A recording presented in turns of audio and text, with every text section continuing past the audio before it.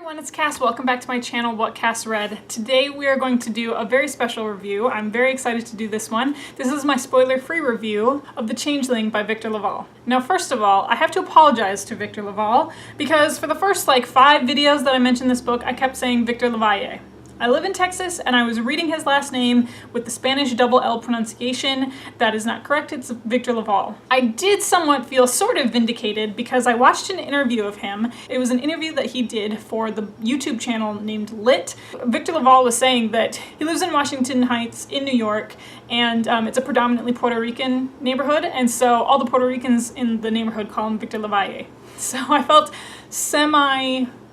vindicated for that, but that is not how you pronounce his name. It is in fact Victor LaValle. So The Changeling is described as a literary horror book, and it is the story of Apollo and his young family, his young wife. He and his young wife have their first child, and it starts off as a book about new parenthood and the experiences of modern parenting in New York City, and somewhere his wife starts acting strangely. At first we believe it is kind of some symptoms of some postpartum depression. His wife just begins to believe that their child isn't theirs. She ends up committing this horrendous, heinous act, this crime. She disappears and Apollo is kind of left to pick up the pieces. So this book has been described as a dark urban fairy tale fantasy novel. It has been compared to a Coen Brothers film. Victor LaValle himself describes this as a literary horror.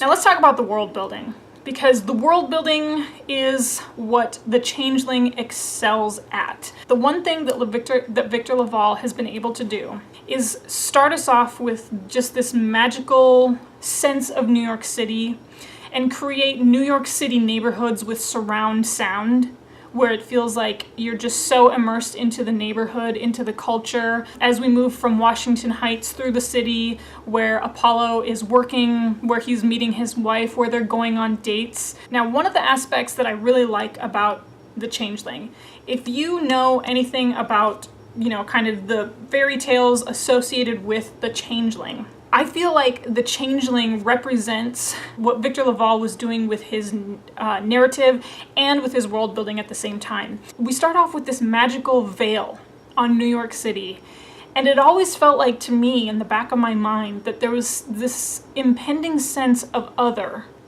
There was an impending sense of other in all these New York City neighborhoods, and there was this impending sense of other in the way that him and his wife spoke to one another, that there was something that was maybe not quite right, but it was so magical that why would you question these New York City neighborhoods that you've lived in? Now, as the story progresses, as Apollo finds out what has happened to his wife and his child, he's moving at a faster pace, and eventually the sense of other and the New York City that we know and we believe, they come to a 50-50 split.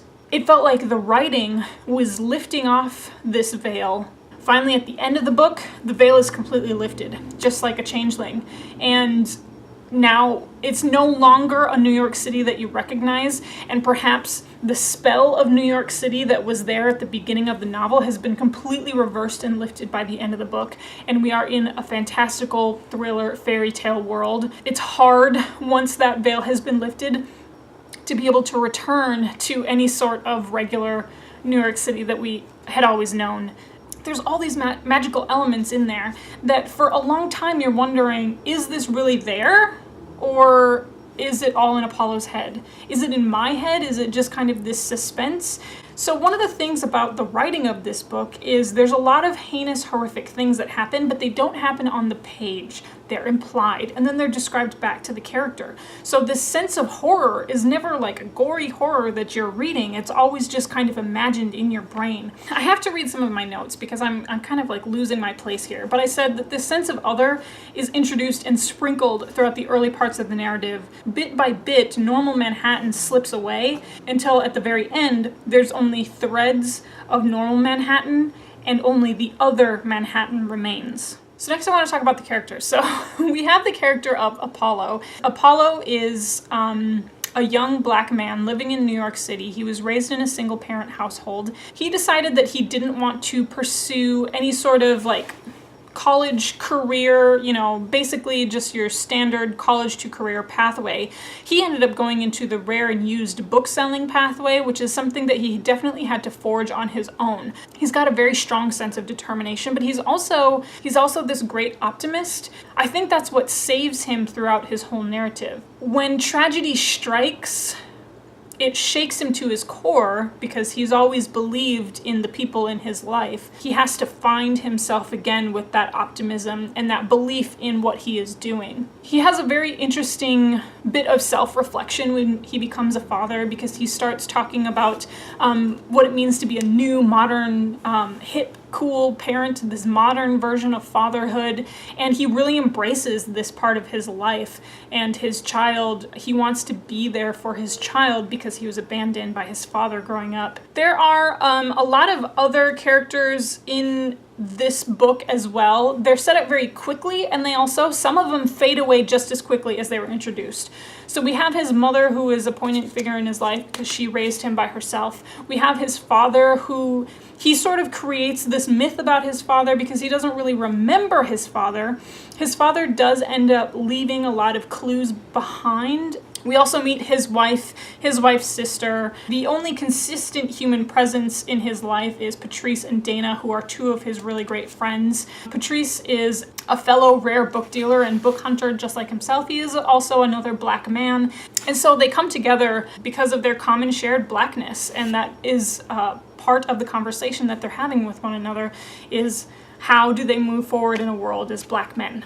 It's hard to wrap up this book without talking about it being a commentary on modern parenting, a commentary of parenting in the Facebook age, drawing parallels between Facebook trolls and mythical trolls. This book has commentary on modern women, on modern US women who have to work and don't get to take a full family leave. The other things that, you know, he brings up do strike a nerve with a lot of people. Now, as a woman in her 30s, there are things that I resonated very well with, and that was just kind of the pressure upon women who give birth. His wife is trying to breastfeed and she's getting all sorts of flack, and we do these things to the people in our life without possibly realizing it. And so there's a direct commentary on that part of parenting as well. The new, cool, hip, modern parent, this modern father who gets to be involved with his child's life. There could be a discussion point there about how we praise men just for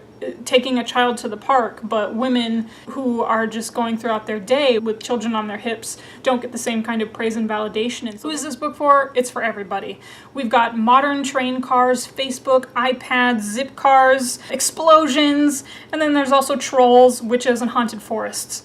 There's, if you know anything about the Changeling myth, there are multiple different myths and fairy tales laced into the narrative, and like I said, we start off the book one way, and then as the veil is lifted, we're immersed completely into this fairy tale world. So I think for those of you who like contemporary, for those of you who like a little bit of a suspense and a little bit of drama, and of course fantasy lovers like myself, there's something for everybody when you read The Changeling. And I think if you haven't tried it out yet, if you haven't picked it up yet, please do. I ended up rating this book 4 out of 5 stars. There's a lot that I could say about The Changeling, and I hope that I've done it justice.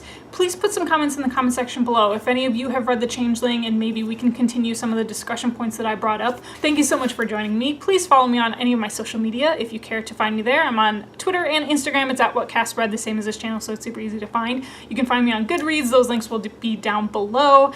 And of course, you know how these videos end. I'll talk to you later.